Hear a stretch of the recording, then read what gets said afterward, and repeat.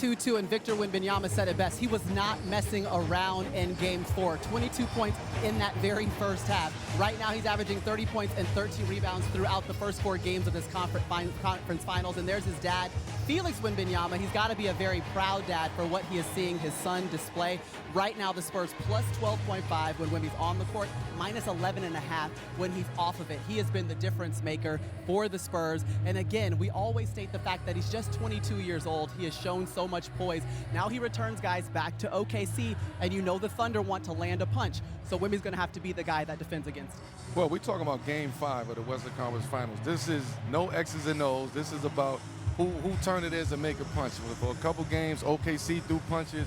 San Antonio came back and threw punches. But this Game 5 right here, we know and we understand that whoever wins this game, the percentage of that percentage is going to win this series. So Wemby have to be, again, transcendent. On the road this time, not at home. He's on the road.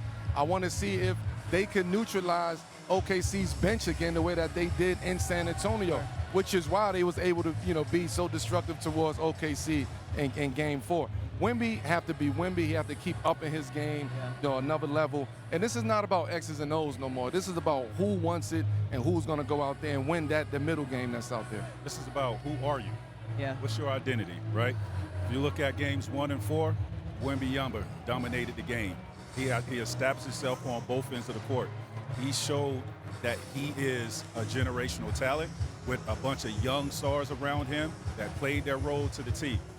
OKC, who are you? Yeah. You're a team that is dominated with precision, right, with your depth.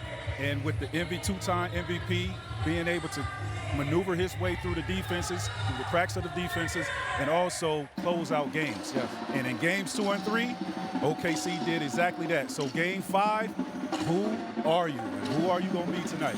And this is the response game for Shea.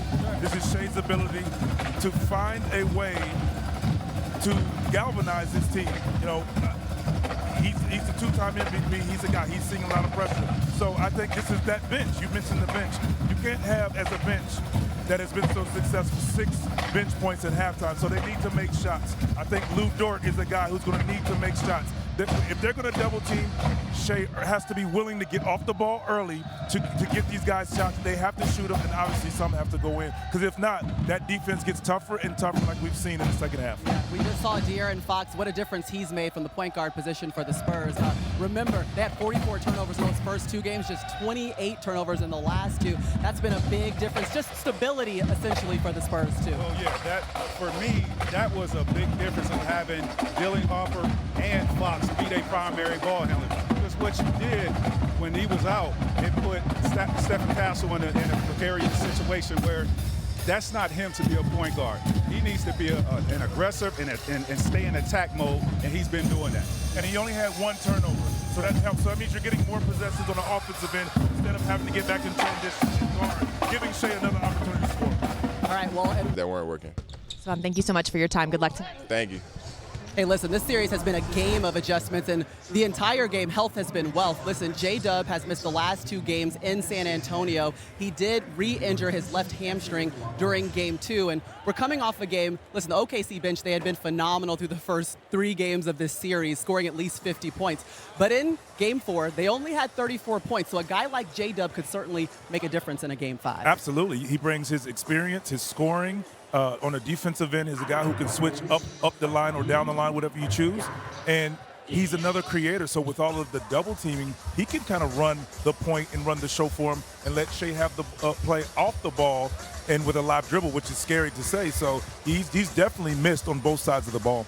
Yeah, when they, obviously J-Dub and what he brings to this team in this game, Shea needs him. Shea needs somebody to relieve the pressure off of this defense, because this defense was all over Shea this series. J-Dub is a guy who can create for himself, who can go get a buck in an isolation situation, who can play off the ball with Shea, and also could defend on the opposite side of the basketball. So I hope he plays, but I also hope that he's healthy. Yes, remains questionable as of now. A.J. Mitchell, he is out dealing with a calf strain. Usually he starts in the absence of J-Dub, but Kaysen Wallace actually got the start in Game 4 with both of them out. But we have seen J-Dub do this before, come out and warm up some and still be ruled out of the game. All right, we're going to talk about this game nonstop as we get you set for tip-off. But first, we have another envelope here. So we get to give out our last NBA award of the season, and it is Coach of the Year. Let's talk about the finalists. Really loaded year, very deserving candidates. J.B. Bickerstaff led a historic turnaround in Detroit, guiding the Pistons to a top seed in the East, while Mitch Johnson, obviously we're watching exactly what he did, led the Spurs to 60 wins in his first full season in charge. And then there's Joe Mazzulla, who steered the Celtics to one of the best gap year seasons that we have ever seen, not knowing when Jason Tatum would come back, but they were able to get that 2 seed. You ready? Yeah, let's go. Your NBA Coach of the Year is Joe Mazzulla of the Boston Celtics. Wow. Well, you said it, the gap year. I mean, here's a guy who he took a team. You good? He took a team that we felt that, no Jason Tatum, what's going to happen? I don't know. But his system is implemented, and everybody stepped in, and JB had a phenomenal year under this coach.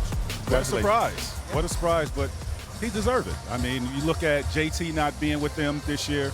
A lot of, reporters and players had them written off because JT wasn't there, just didn't know how that roster was going to shape out.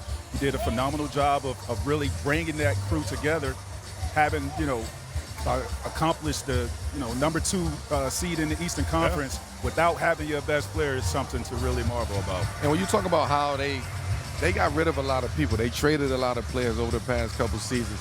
And for Joe Mazzulla to get that locker room right, even with Jason Tatum going down last season, not really understanding or not knowing or having an idea of what the Celtics team was going to look like, what was going to be the personnel, what was going to be their identity. And he did a great job of allowing Jaylen Brown to get at the helm of that table and to lead the Boston Celtics. So for him to see that and have that vision and trust on his guys, I mean, this is why he's the coach of the year. It'll be interesting to see how his reaction is to this, because I remember him saying he don't even care for this award. Yeah, right. He said they shouldn't even He did say the award was stupid, but what his point was is that he believes there should be an award for an organization or for a staff, because he believes he didn't shoot a shot, he didn't play a back-to-back game, that he's not the one who should be receiving the award. But ultimately, like you guys kind of said, one of the masterminds. He crafted an identity out of something, cobbled it together really when we didn't know what to expect coming into the season. They end up with 56 wins. He is the 4th Boston Celtics head coach to receive this award, the first since Bill Finch was able to do it.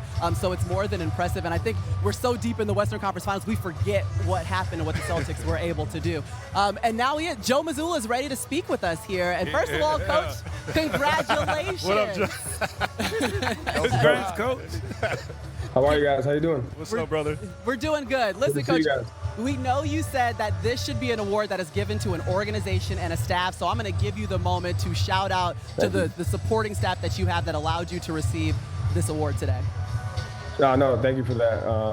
That means everything to me, and I think a lot of times, the long nights, the trips, game plans, the video guys that are clipping up the film and coding it, the assistants who are putting in the game plans. I think there's just so much that goes into winning one game, and it starts with the players, but it goes to our staff. And so I feel bad that they're not here, but forever indebted to the guys that we have that give up the time with their families and their time to give us a chance to win every day. So I obviously, grateful for the platform God has given me, grateful for my wife, but really I want to thank the players, and truly I want to thank my staff. I love those guys.